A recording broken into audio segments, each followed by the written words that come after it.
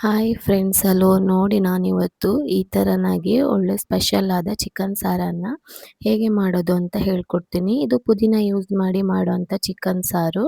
ನೋಡಿ, ಈ ಚಿಕನ್ ಸಾರಿಗೆ ನಾನು ಇಲ್ಲಿ 1 ಕೆಜಿಯಷ್ಟು ಚಿಕನ್ ತಗೊಂಡಿದ್ದೀನಿ. ಇದೇನು ಸ್ಕಿನ್ಲೆಸ್ ಅಲ್ಲ, ಹಾಗೆ 1 ಕೆಜಿಯಷ್ಟು ತಗೊಂಡಿರೋದು. ಇದನ್ನು ಈಗ ಮೊದಲಿಗೆ ಸೈಡಿಗೆ ಇಟ್ಕೊಳ್ಳೋಣ. ಈಗ ಮೊದಲಿಗೆ ನಾವು ಚಿಕನನ್ನು ಬೇಯಲಿಕ್ಕೆ ಒಗ್ಗರಣೆಯನ್ನು ರೆಡಿ ಮಾಡ್ಕೊಳ್ಳೋಣ. ನೋಡಿ, ಇಲ್ಲಿ ಒಂದು ಪಾತ್ರೆಯನ್ನು ಇಟ್ಕೊಂಡಿದ್ದೀನಿ. ನಾನು ಇದಕ್ಕೆ ಕೊಬ್ಬರಿ ಎಣ್ಣೆಯನ್ನು ಯೂಸ್ ಮಾಡ್ತಾ ಇದ್ದೀನಿ. ಸ್ವಲ್ಪ ಕೊಬ್ಬರಿ ಎಣ್ಣೆಯನ್ನು ಹಾಕ್ಕೊಳ್ಳಿ. ಹಾಗೆ ನಾನು ಇಲ್ಲಿ ಎರಡು ಎರಡು ಚಿಕ್ಕ ಈರುಳ್ಳಿಯನ್ನು ಚಿಕ್ಕದಾಗಿ ಹೆಚ್ಚಿ ಇಟ್ಕೊಂಡಿದ್ದೀನಿ. ಇದನ್ನು ಮೊದಲಿಗೆ ಆಯಿಲಲ್ಲಿ ಚೆನ್ನಾಗಿ ಫ್ರೈ ಮಾಡ್ಕೊಳ್ಳೋಣ. ಸ್ವಲ್ಪ ಲೈಟಾಗಿ ಬ್ರೌನ್ ಕಲರ್ ಬಂದರೆ ಸಾಕಾಗತ್ತೆ. ತುಂಬ ಏನು ಬ್ರೌನ್ ಆಗಬೇಕಂತ ಏನಿಲ್ಲ. ಫ್ಲೇವರ್ ಬರುತ್ತೆ ಅಲ್ಲ, ಆವಾಗ ಗೊತ್ತಾಗತ್ತೆ. ಅಷ್ಟಾದರೆ ಸಾಕು. ಆಮೇಲೆ ಚಿಕನ್ ಹಾಕಿದರೆ ಆಯಿತು. ನೋಡಿ, ಚೆನ್ನಾಗಿ ಫ್ರೈ ಮಾಡ್ಕೊಳ್ಳಿ. ಕೊಬ್ಬರಿ ಎಣ್ಣೆ ಯೂಸ್ ಮಾಡೋದ್ರಿಂದ ಚಿಕನ್ ಸಾರಿಗೆ ಒಳ್ಳೆ ಫ್ಲೇವರ್ ಕೊಡುತ್ತೆ ಮತ್ತು ಆರೋಗ್ಯಕ್ಕೂ ಕೂಡ ಒಳ್ಳೆಯದು.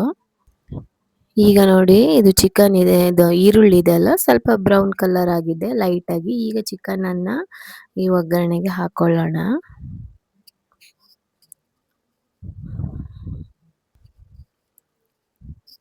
ನೋಡಿ, ಈಗ ಅಷ್ಟು ಚಿಕನನ್ನು ಹಾಕ್ಕೊಂಡಿದ್ದೀನಿ. ಈಗ ನೋಡಿ, ಅಷ್ಟು ಹಾಕಿದ ಮೇಲೆ ಇದಕ್ಕೆ ನಾವು 1 ಸ್ಪೂನಷ್ಟು ಸಾಲ್ಟನ್ನು ನಾನು ಮೊದಲಿಗೆ ಹಾಕ್ಕೊಳ್ತೀನಿ. ಯಾಕಂದರೆ ಉಪ್ಪು ಚೆನ್ನಾಗಿ ಹಿಡ್ದಿರತ್ತೆ, ಅದಕ್ಕೋಸ್ಕರ 1 ಸ್ಪೂನಷ್ಟು ಸಾಲ್ಟನ್ನು ಹಾಕಿದ್ದೀನಿ. ನಿಮಗೆ ಉಪ್ಪು ನೋಡಿ ಹಾಕ್ಕೊಳ್ಳಿ. ಸ್ವಲ್ಪ ಅರಿಶಿನ ಪುಡಿಯನ್ನು ಹಾಕ್ಕೊಳ್ಳೋಣ. ಈಗ ನೋಡಿ, ಅರಿಶಿನ ಪುಡಿ ಹಾಕಿದ ಮೇಲೆ ಚೆನ್ನಾಗಿ ಮಿಕ್ಸ್ ಮಾಡ್ಕೊಳ್ಳಿ. ಎಲ್ಲ ಕಡೆಗೂ ಚೆನ್ನಾಗಿ ಸ್ಪ್ರೆಡ್ ಆಗಬೇಕು ಅದು. ಉಪ್ಪು ಮತ್ತು ಅರಿಶಿನ ಪುಡಿ ಎರಡು ಚೆನ್ನಾಗಿ ಪೀಸಿಗೆಲ್ಲ ಚೆನ್ನಾಗಿ ಹಿಡಿಬೇಕು. ಆ ಥರ ಆಗಿ ಚೆನ್ನಾಗಿ ಮಿಕ್ಸ್ ಮಾಡ್ಕೊಳ್ಳಿ.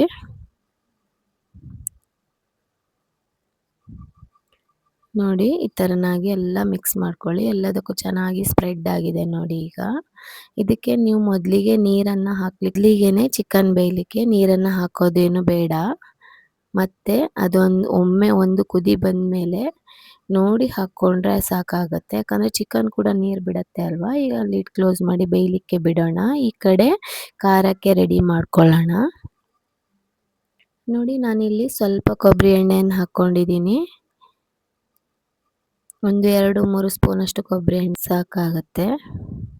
ನೋಡಿ, ಈಗ ಎಣ್ಣೆ ಕಾದ್ಮೇಲೆ ಇದಕ್ಕೆ ನಾನು ಸ್ವಲ್ಪ ಚಕ್ಕೆ ಮತ್ತು ಲವಂಗವನ್ನು ಹಾಕ್ಕೊಳ್ಳೋಣ. ನಾವು ಇದು ಆಯಿಲಲ್ಲಿ ಎಷ್ಟು ಚೆನ್ನಾಗಿ ಫ್ರೈ ಮಾಡ್ತೀವೋ ಅಷ್ಟು ಚೆನ್ನಾಗಿ ಫ್ಲೇವರ್ ಬರುತ್ತೆ, ಅದಕ್ಕೋಸ್ಕರ. ಮತ್ತು ಹಾಗೆ ಹಾಕ್ಬೋದು, ಆದರೆ ಸ್ವಲ್ಪ ಹಸಿ ಹಸಿ ಅನಿಸುತ್ತೆ, ಸ್ಮೆಲ್ ಬಂದಂಗೆ ಆಗುತ್ತೆ. ಅದಕ್ಕೋಸ್ಕರ ಈ ಥರ ಆಯಿಲಲ್ಲಿ ಫ್ರೈ ಮಾಡಿದ್ರೆ ಚೆನ್ನಾಗಿರುತ್ತೆ. ಚಕ್ಕೆ ಮತ್ತು ಲವಂಗವನ್ನು ಹಾಕ್ಕೊಳ್ಳಿ. ನಾನಿಲ್ಲಿ ಒಂದು 3 ಚಕ್ಕೆಯನ್ನು ಚಿಕ್ಕದಾಗಿ ಪೀಸ್ ಮಾಡಿ ಹಾಕ್ಕೊಂಡಿದ್ದೀನಿ. ಒಂದು 5-6 ಲವಂಗ ಹಾಕ್ಕೊಂಡಿದ್ದೀನಿ. ನೋಡಿ, ಇದು ಚೆನ್ನಾಗಿ ಇದಾಗ್ತಿರ್ಬೇಕಾದ್ರೆ ಇದಕ್ಕೆ ನಾನು ಈಗ ಒಂದು 3 ಈರುಳ್ಳಿಯನ್ನು ಹೆಚ್ಚಿ ಇಟ್ಕೊಂಡಿದ್ದೀನಿ ಚಿಕ್ಕದು. ಅದನ್ನು ಇದೇ ಒಗ್ಗರಣೆಗೆ ಹಾಕ್ಕೊಳ್ತೀನಿ. ಸಾರಿ, ಒಂದು ಟೊಮೆಟೊ ಕೂಡ ಬಿತ್ತು, ತೊಂದರೆ ಇಲ್ಲ ಬಿಡಿ. ಚೆನ್ನಾಗಿ ಫ್ರೈ ಮಾಡ್ಕೊಳ್ಳಿ. ಸ್ವಲ್ಪ ಅಂದರೆ ಈರುಳ್ಳಿ ಇದೆಲ್ಲ ಹಸಿ ವಾಸನೆ ಹೋಗಬೇಕು.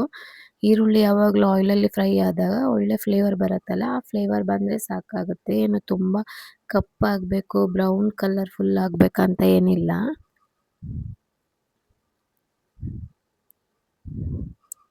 ನೋಡಿ, ಈಗ ಚೆನ್ನಾಗಿ ಫ್ರೈ ಆಗ್ತಾ ಇದೆ.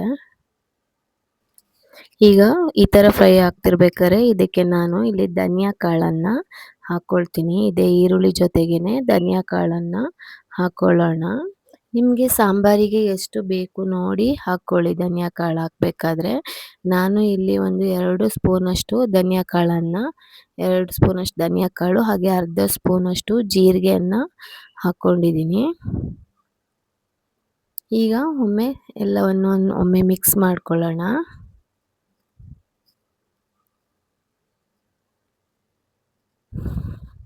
ಇದು ಚೆನ್ನಾಗಿ ಆಯಿಲಲ್ಲೇ ಇದಾಗಲಿ, ಫ್ರೈ ಆಗಬೇಕು. ಈಗ ಇದಕ್ಕೆ ಸ್ವಲ್ಪ ಕೊತ್ತಂಬರಿ ಸೊಪ್ಪನ್ನು ಹಾಕ್ಕೊಳ್ತೀನಿ. ಒಂದು ಹಿಡಿಯಷ್ಟು ಅಂತ ಅಂದ್ಕೊಳ್ಳಿ, ಸ್ವಲ್ಪ ಆದರೆ ಸಾಕಾಗುತ್ತೆ ಕೊತ್ತಂಬರಿ ಸೊಪ್ಪು. ಚೆನ್ನಾಗಿ ಫ್ರೈ ಮಾಡ್ಕೊಳ್ಳಿ ಈಗ ಒಮ್ಮೆ. ನಾವು ಇದು ಎಷ್ಟು ಚೆನ್ನಾಗಿ ಫ್ರೈ ಮಾಡ್ತೀವಿ ಅಷ್ಟು ಚೆನ್ನಾಗಿ ಬರುತ್ತೆ ಸಾಂಬಾರ್. ನೋಡಿ ಈಗ ಇದು ಫ್ರೈ ಮಾಡಿದ್ದೀನಲ್ವಾ, ಇದಕ್ಕೇನೆ ಸ್ವಲ್ಪ ಹಸಿಮೆಣಸನ್ನು ಹಾಕ್ಕೊಳ್ಳಿ. ನಿಮಗೆ ಖಾರ ಎಷ್ಟು ಬೇಕು ನೋಡಿ ಹಾಕ್ಕೊಳ್ಳಿ.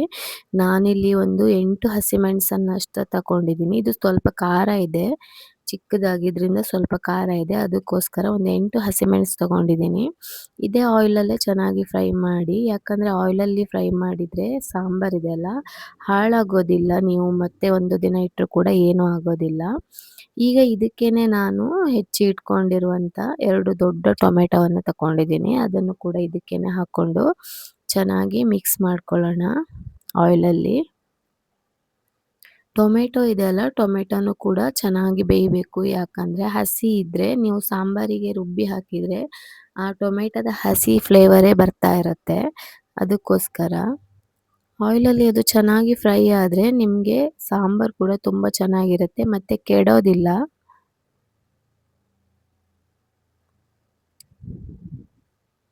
ನೋಡಿ ಈಗ ಚೆನ್ನಾಗಿ ಫ್ರೈ ಆಗ್ತಾ ಇದೆ ಇದು. ಸ್ವಲ್ಪ ಅಂದರೆ ಟೊಮೆಟೊ ಗೊತ್ತಾಗುತ್ತೆ, ಅದು ಮೇಲ್ಗಡೆ ಸಿಪ್ಪೆ ಎಲ್ಲ ಇದೆ ಅಲ್ವಾ, ಅದು ಸ್ಮ್ಯಾಶ್ ಆದಂಗೆ ಆಗ್ತಾ ಇರುತ್ತೆ, ಆವಾಗ ಗೊತ್ತಾಗುತ್ತೆ. ಅಷ್ಟಾದರೆ ಸಾಕಾಗುತ್ತೆ.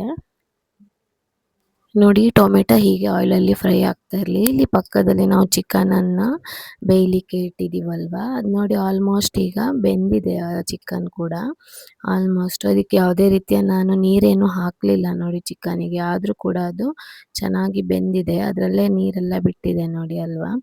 ಇಷ್ಟಾದರೆ ಸಾಕಾಗುತ್ತೆ. ಒಮ್ಮೆ ಹಿಂಗೆ ಬೇಕಾದರೆ ಮಿಕ್ಸ್ ಮಾಡ್ಕೊಳ್ಳಿ, ಒಮ್ಮೆ ಸೌಟಲ್ಲಿ ಚೆನ್ನಾಗಿ ಮಿಕ್ಸ್ ಮಾಡ್ಕೊಳ್ಳಿ, ಸಾಕಾಗುತ್ತೆ. ಖಾರ ರುಬ್ಬೋ ತನಕ ಸ್ವಲ್ಪ ಹೊತ್ತು ಆಫ್ ಮಾಡಿ ಇಟ್ಬಿಡೋಣ. ಯಾಕಂದರೆ ತುಂಬ ಬೆಂದುಬಿಟ್ರೆ ನಾವು ಮತ್ತೆ ಖಾರ ಹಾಕಿದ ಮೇಲೆ ಆ ಪೀಸೆಲ್ಲ ಇದಾಗುತ್ತೆ, ತುಂಬ ವಿಪರೀತ ಬೆಂದು ಪೂರ್ತಿ ಪುಡಿ ಪುಡಿ ಆಗುತ್ತೆ. ಅದಕ್ಕೋಸ್ಕರ ಇದನ್ನು ಆಫ್ ಮಾಡಿ ಸೈಡಲ್ಲಿ ಇಟ್ಟಿರೋಣ. ನಾವು ಖಾರ ರುಬ್ಕೊಳ್ಳಿಕ್ಕೆ ರೆಡಿ ಮಾಡ್ಕೊಳ್ಳೋಣ. ಈಗ ನಾನು ಗ್ಯಾಸ್ ಆಫ್ ಮಾಡಿ ಇದು ಲಿಡ್ ಕ್ಲೋಸ್ ಮಾಡಿ ಇಟ್ಟಿರ್ತೀನಿ ಸೈಡಲ್ಲಿ. ನೋಡಿ ಈ ಕಡೆ ನೋಡಿ ಈಗ ಟೊಮೆಟೊ ಆಲ್ಮೋಸ್ಟ್ ಇದು ಕೂಡ ಸ್ಮ್ಯಾಶ್ ಆಗಿದೆ. ಟೊಮೆಟೊಗಳು ನೋಡಿ ಎಲ್ಲ ಫುಲ್ಲು ಸ್ಮ್ಯಾಶ್ ಆಗಿ ಟೊಮೆಟೊ ಕೂಡ ಎಲ್ಲ ನೀರು ಬಿಟ್ಟಿದೆ ಬೆಂದು. ಈಗ ಇದು ತಣ್ಣಗಾಗಿದೆ ಕೂಡ. ಇದನ್ನು ನಾವೀಗ ಮಿಕ್ಸಿ ಜಾರಿಗೆ ಹಾಕ್ಕೊಳ್ಳೋಣ. ಈ ಮಿಕ್ಸಿ ಜಾರಲ್ಲಿ ನಾನು ಜಿಂಜರ್ ಮತ್ತು ಗಾರ್ಲಿಕನ್ನು ಪೇಸ್ಟ್ ಮಾಡ್ಕೊಂಡಿರೋದು ಅಷ್ಟೇ. ಅದೇ ಜಾರಿಗೆನೆ ಈ ಹುರಿದಿಟ್ಟಿರೋಂಥ ಖಾರವನ್ನು ಹಾಕ್ಕೊಳ್ತೀನಿ. ಹಾಗೆ ನಾನು ಮಸಾಲೆಯಲ್ಲಿ ಹುರಿಬೇಕಾದ್ರೆ ಜಿಂಜರ್ ಗಾರ್ಲಿಕ್ ಹಾಕಿಲ್ಲ, ಯಾಕಂದರೆ ನಾನು ಪೇಸ್ಟ್ ಯೂಸ್ ಮಾಡೋದ್ರಿಂದ ಹಾಕಿರಲಿಲ್ಲ. ನೋಡಿ ಈಗ ಈ ಮಸಾಲೆಯನ್ನು ಪೂರ್ತಿ ಇದಕ್ಕೆ ಹಾಕ್ಕೊಳ್ಳೋಣ. ಲೈಟಾಗಿ ಬಿಸಿ ಇದೆ, ಅದೇನು ತೊಂದರೆ ಇಲ್ಲ. ನೋಡಿ ಈ ಜಿಂಜರ್ ಗಾರ್ಲಿಕ್ ಇದನ್ನು ಆಮೇಲೆ ಹಾಕ್ಕೊಳ್ಳೋಣ. ಮೊದಲಿಗೆ ಇಲ್ಲಿ ನೋಡಿ ನಾನು ಪೆಪ್ಪರ್ ಇದೆಯಲ್ಲ ಪೌಡರ್ ಹಾಕ್ಕೊಳ್ತೀನಿ, ಅರ್ಧ ಸ್ಪೂನಷ್ಟು ಹಾಕ್ಕೊಳ್ತೀನಿ. ಹಾಗೆ ಒಂದು ಹಿಡಿ ಕೈಯಲ್ಲಿ ಒಂದು ಹಿಡಿಯಷ್ಟು ತೆಂಗಿನಕಾಯಿ ತುರಿದಿಟ್ಕೊಂಡಿರೋದನ್ನ ಹಾಕ್ಕೊಂಡಿದ್ದೀನಿ. ಹಾಗೆ ಒಂದು ಹಿಡಿಯಷ್ಟು ಪುದೀನ ಸೊಪ್ಪನ್ನು ಹಾಕ್ಕೊಳ್ತಿದ್ದೀನಿ. ಇಲ್ಲಿ ಪುದೀನ ಸೊಪ್ಪನ್ನು ನಾನು ಹುರಿದಿಲ್ಲ, ಹಸಿಯಾಗೆ ಹಾಕ್ಕೊಳ್ತೀನಿ, ಯಾಕಂದರೆ ಫ್ಲೇವರ್ ಹಾಳಾಗುತ್ತೆ ಅನ್ನೋ ಕಾರಣಕ್ಕೋಸ್ಕರ. 2 ಸ್ಪೂನಷ್ಟು ನಾನು ಜಿಂಜರ್ ಗಾರ್ಲಿಕ್ ಪೇಸ್ಟನ್ನು ಹಾಕ್ಕೊಳ್ತೀನಿ. ಇದು ನಾನು ಮನೆಯಲ್ಲೇ ಮಾಡಿರೋದು, ಮನೆಯಲ್ಲೇ ಮಾಡಿ ಹಾಕಿ ತುಂಬ ಚೆನ್ನಾಗಿರುತ್ತೆ ಫ್ಲೇವರ್. ರೆಡಿಮೇಡ್ ಅಷ್ಟೊಂದು ಚೆನ್ನಾಗಿರಲ್ಲ ಫ್ಲೇವರ್, ಅದಕ್ಕೋಸ್ಕರ ನಾನೇ ಮಾಡಿರೋಂಥ ಪೇಸ್ಟನ್ನು ಹಾಕ್ಕೊಳ್ತಾ ಇದ್ದೀನಿ. ನೋಡಿ ಇದನ್ನು ನೋಡಿ ಈ ಥರನಾಗಿ ನುಣ್ಣಗೆ ರುಬ್ಕೊಳ್ಳಿ. ಈಗ ನೋಡಿ ನಾನು ಇಲ್ಲಿ ಗ್ಯಾಸ್ ಮೇಲೆ ಚಿಕನನ್ನು ಆಫ್ ಮಾಡಿದ್ದೀನಲ್ವ, ಇದೀಗ ನಾನು ಆನ್ ಮಾಡ್ಕೊಳ್ತೀನಿ. ಗ್ಯಾಸ್ ಆನ್ ಮಾಡಿ ಇದನ್ನು ಬೇಯಲಿಕ್ಕೆ ಬಿಡೋಣ. ಈಗ ನಾವು ಖಾರ ಹಾಕ್ಕೊಳ್ಳೋಣ. ನೋಡಿ ಖಾರವನ್ನು ಹಾಕ್ಕೊಂಡಿದ್ದೀನಿ. ಖಾರ ಹಾಕಿದ ಮೇಲೆ ಅದೇ ಜಾರಿಗೆನೆ ಸ್ವಲ್ಪ ನೀರನ್ನು ಹಾಕಿ, ನನಗೆ ಸಾಂಬಾರು ಎಷ್ಟು ಇದು ಬೇಕು ನೋಡಿ, ಹದ ಬೇಕು ನೋಡಿ ಹಾಕ್ಕೊಳ್ತೀನಿ. ನಿಮಗೂ ಕೂಡ ಅಷ್ಟೇ ಸಾಂಬಾರು ತುಂಬ ತೆಳು ಬೇಕಾ ಅಥವಾ ಸ್ವಲ್ಪ ದಪ್ಪ ಇರಬೇಕಾ ನೋಡಿ ಹಾಕ್ಕೊಳ್ಳಿ ನೀರು ಹಾಕ್ಕೊಳ್ಬೇಕಾದ್ರೆ. ನಾನು ಇಲ್ಲಿ ನನಗೆ ಒಂದು ಮೀಡಿಯಮ್ ಆಗಿ ಇರಲಿ ಅಂತ ಹಾಕ್ಕೊಂಡಿದ್ದೀನಿ. ತುಂಬ ತೆಳುವಾಗೂ ಇಲ್ಲ, ತುಂಬ ದಪ್ಪ ಆಗೂ ಇಲ್ಲ.